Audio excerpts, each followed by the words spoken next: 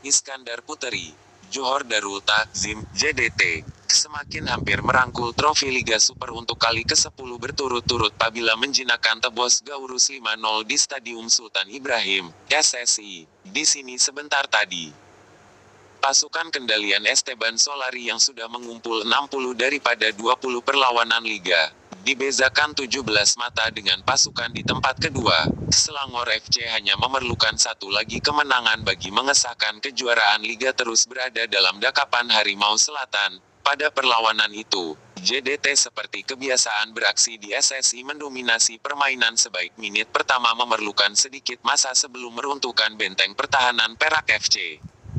Anak buah Yusri Celah dilihat bertahan dengan baik apabila beraksi kompak di bahagian pertahanan setelah menutup ruang buat pasukan tuan rumah daripada mencipta percobaan tepat pada 20 menit pertama. Keadaan itu tidak bertahan lama apabila JDT memecahkan kebuntuan menerusi rembatan deras Berti Fernandes dari jarak 25 meter pada menit ke-21 menerja penjuru kanan atas gawang Perak menewaskan T.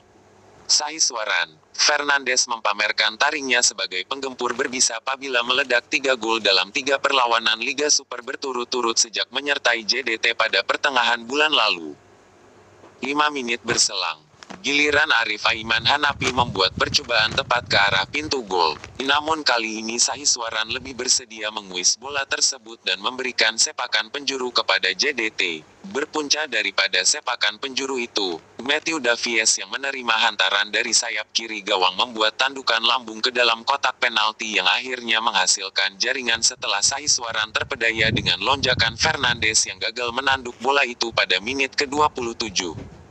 Pada menit ke-33, Juan Muniz gagal memanfaatkan sepakan percuma dari kedudukan yang hampir dengan pintu gol Perak apabila rembatan dilepaskan sedikit tersasar.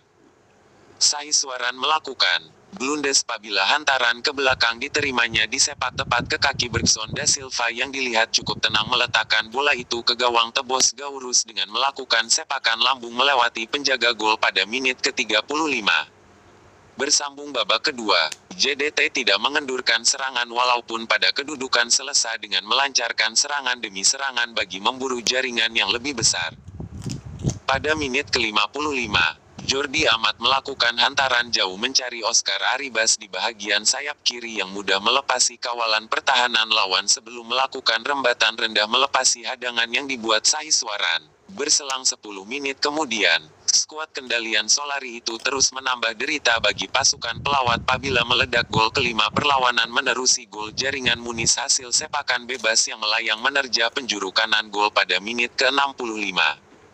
Pasukan pelawat dilihat terus buntu untuk setidak-tidaknya mendapat gol sagu hati bagi mengobati kekecewaan pada perlawanan tersebut. Syafiq Ahmad dan Ramadan Saifullah yang dibawa masuk pada pertengahan babak kedua tidak berupaya untuk melebarkan jaringan gol dan tiada pertambahan gol direkodkan.